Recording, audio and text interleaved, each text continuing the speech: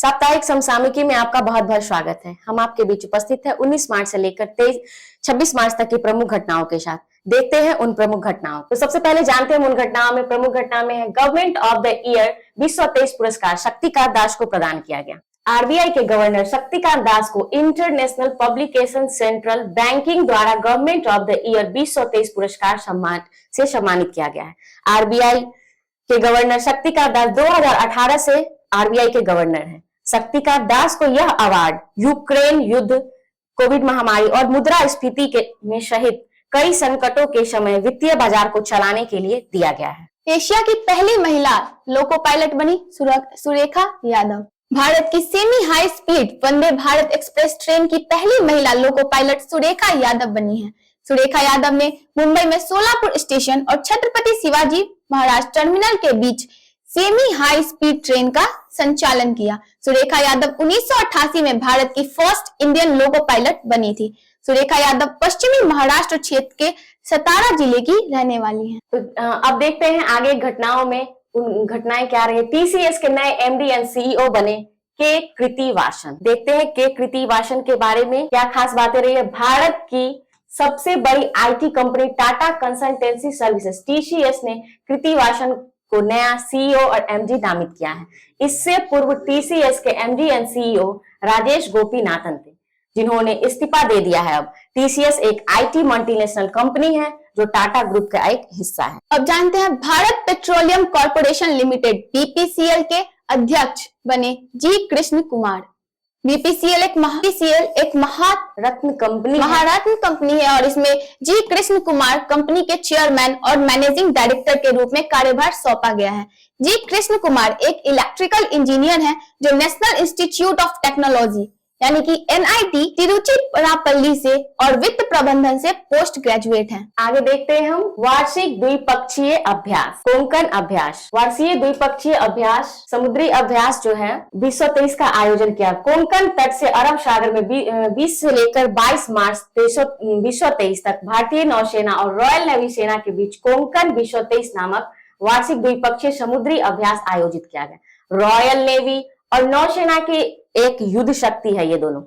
इस अभ्यास में गाइडेड मिसाइल की फ्रिगेट आईएनएस त्रिशूल और type 23 guided missile frigate HMS Lancaster शामिल हुए हैं, जो विभिन्न समुद्री अभ्यास के माध्यम से सहयोग को सुधारने और सर्वोत्तम अभ्यास सीखने का उद्देश्य को रखते हैं। गंधमर्दन पहाड़ी श्रृंखला को जैव विविधता विरासत स्थल घोषित किया गया है। जानते हैं उसके बारे में। उड़ीसा सरकार ने गंधमर्दन पहाड़ी श्रृंखला को जैव विविधता विरासत स्थल घोषित किया है।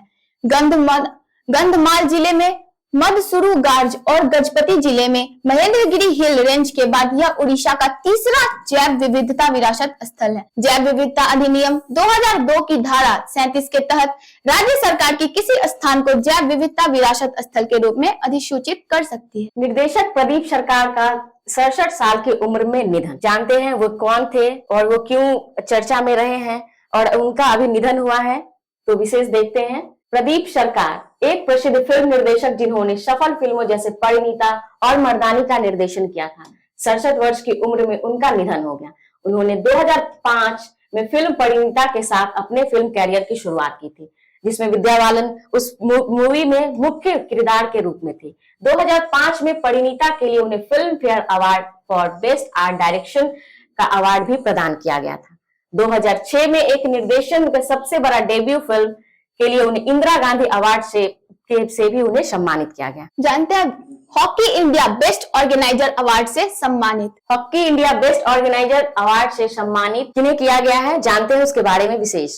एशियाई हॉकी महासंघ ने 2003 के हॉकी वर्ल्ड कप की सफल आयोजन के लिए हॉकी इंडिया को बेस्ट ऑर्गेनाइजर अवार्ड से सम्मानित किया गया है। बता दें कि यहाँ 2003 नहीं 2023 हॉकी इंडिया में FIH हॉकी पुरुष विश्व कप 2023 का भुवनेश्वर राउरकेला में आयोजन किया गया था। चलिए जानते हैं अब आगे। ऑर्डर ऑफ ऑस्ट्रेलिया से सम्मानित हुए भारत के उद्योगपति रतन जी टाटा। ऑस्ट्रेलिया के गवर्नमेंट जनरल ने घोषणा की कि भारत के शीर्ष उद्योगपति रतन जी टाटा को ऑस्ट्रेलिया ऑफ ऑर्डर से सम्मानित किया जाएगा। उनको यह ऑर्डर से सम्मान क्यों दिया गया, तो भारत संबंधों विशेष रूप से व्यापार, निवेश और परोपकार के लिए विशिष्ट सेवा के लिए उन्हें यह पुरस्कार ऑर्डर ऑफ ऑस्ट्रेलिया में शामिल किया गया। 2022 तक टाटा सन्स के पूर्व अध्यक्ष रतन जी टाटा की कुल जो उनकी संपत्ति है वो 38 करोड़ रुपया है। 3800 करोड़ रुपए। एमसीएफ रायबरेली हॉकी स्टेडियम का परिवर्तित नाम रानी की गर्ल्स हॉकी टर्फ भारतीय टीम की स्टार महिला हॉकी खिलाड़ी रानी रामपाल के नाम पर उत्तर प्रदेश के रायबरेली जिले के एमसीएफ रायबरेली हॉकी स्टेडियम का नाम पे बदलकर रानी की गर्ल्स हॉकी टर्फ कर दिया गया है। यह पहली बार है जब किसी महिला हॉकी टीम खिलाड़ी के नाम पर स्टेडियम का नाम रखा गया है। आगे जानते हैं हम डॉक्टर बाबा साहब अम्बेडकर की 70 फीट ऊंची प्रतिमा का अनावरण किया गया। देखते हैं उस प्रतिमा का अनावरण कहाँ किया गया है। बाबा साहब अम्बेडकर की 131वीं जयंती 14 अप्रैल को मनाई जाती है। उनकी प्रतिमा डॉक्टर बाबा साहब अम्बेडकर पार्क लातूर में लगाई जाएंगी। प्रतिमा का अनावरण 14 अप्रैल से पूर्व मतलब 13 अप्रैल को किया जाएगा। 70 फीट बाबा साहब अम्बेडकर की ऊंची प्रतिमा को स्टैच्यू ऑफ नॉलेज, ध्यान देने वाली बात यह है कि स्टैच्यू ऑफ नॉलेज जो कि किनकी प्रतिमा का नाम दिया गया है तो वो है बाबा साहब अम्बेडकर की प्रतिमा को। अब आगे जानते हैं भारत के सबसे ब्रांड मूल्य के व्यक्ति बने रणवीर सिंह। कॉर्पोरेट जांच और जोखिम परामर्श कंसल्टिंग फर्म क्रोल के अनुसार अभिनेता रणवीर सिंह को भारत का सबसे मूल्यवान व्यक्ति बताया गया है, जो 5 सालों तक शीर्ष पर रहे क्रिकेटर विराट कोहली को पीछे छोड़ दिया है। रणवीर सिंह का ब्रांड मूल्य 181.7 मिलियन अमेरिकी डॉलर है। वहीं इस लिस्ट में दूसरे स्थान पर विराट कोहली हैं, जिनका ब्रांड मूल्य 176.9 मिलियन अमेरिकी डॉलर है।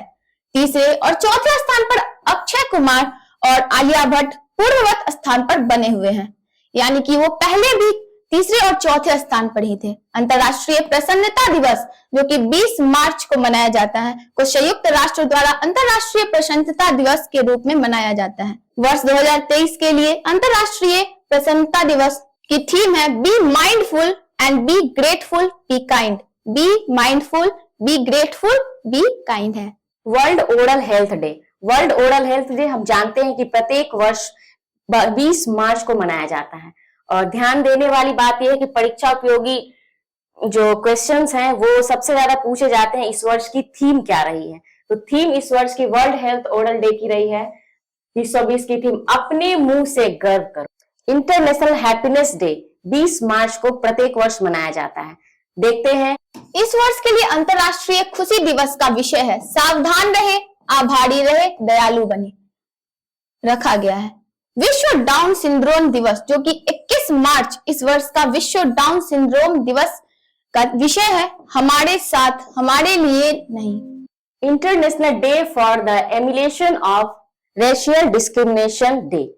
नस्लीय भेदभाव के उन्मूलन के लिए अंतर्राष्ट्रीय दिवस 21 मार्च को मनाया जाता है। यह दिवस जातिवाद और नस्लीय भेदभाव के विरुद्ध एकजुटता का आह्वान करता है। ध्यान देने वाली बात यह है कि नस्लीय भेदभाव उन्मूलन दिवस अगर अंतर्राष्ट्रीय दिवस पूछा जाएगा तो हम बताएंगे कि 21 मार्च को यह दिवस मनाया जाता है। World poetry day.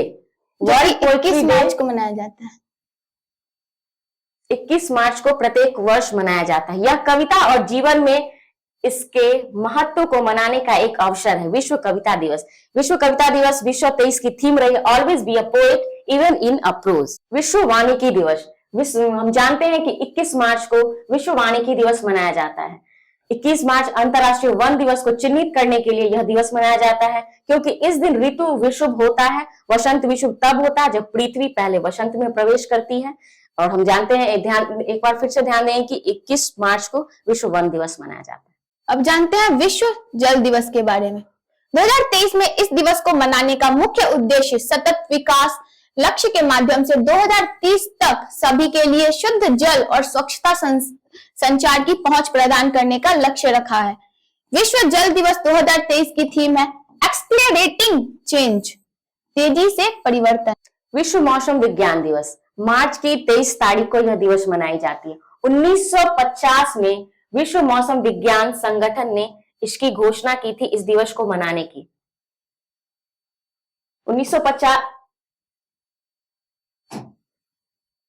1950 में विश्व मौसम विज्ञान संगठन के गठन की याद के दिवस को याद दिलाने के लिए यह दिवस मनाया जाता है, विश्व मौसम विज्ञान दिवस। 2023 की थीम इसकी रही है इस दिवस को मनाने की, जनरेशन के साथ मौसम, जलवायु और जल का भविष्य।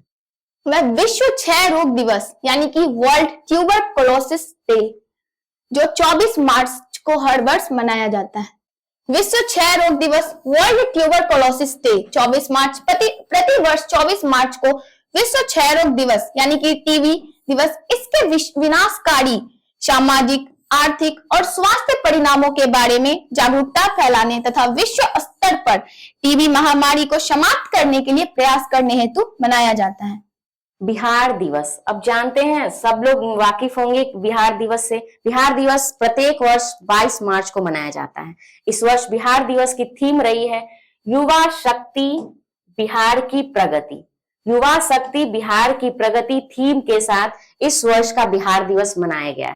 शहीद दिवस, जैसा कि हम जानते हैं कि 23 मार्च को शहीद दिवस मनाया जाता है और वह किनकी याद में मनाया जाता है। हम जानते हैं कि हमारे जो भारत के जो 3 स्वतंत्रता सेनानी रहे हैं, भगत सिंह, राजगुरु, सुखदेव को 23 तारीख को ही इनको मृत्युदंड यानी कि फांसी की सजा इनको सुनाई गई थी। उनका मामला क्या था, लाहौर षड्यंत्र मामले में इन तीनों को फांसी की सजा 24 मार्च 1931 को सुनाई गई थी, बट किसी कारणवश उन्हें 23 मार्च 1931 को शाम 7:33 को ही फांसी दे दी गई थी।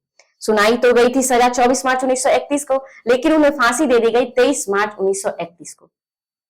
इसी के साथ हम अपने अंतिम करंट अफेयर्स पे आ चुके हैं। बहुत बहुत धन्यवाद आपका।